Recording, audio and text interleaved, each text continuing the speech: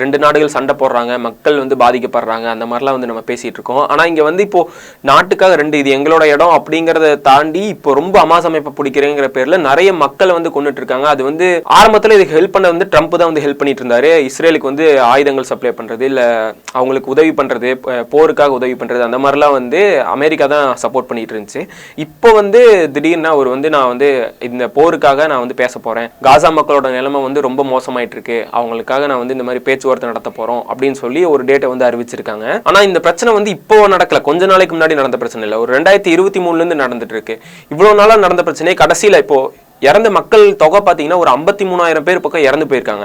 1 லட்சத்துக்கு மேல வந்து காயமடைஞ்சு இருக்காங்க, கை இல்லாம கால் இல்லாம ரொம்ப பாதிப்படைஞ்சவங்களாம் நம்ம வீடியோஸ்லாம் பார்த்துருப்போம். சின்ன பசங்க மண்ணை தூக்கி சாப்பிட்றது, யாராவது உதவுங்க அப்படின்னு சொல்லி கேட்குற வீடியோ, இந்த மாதிரிலாம் நிறைய நம்ம சோஷியல் மீடியாவில் அதில் எல்லாம் நம்ம பார்த்துருப்போம்.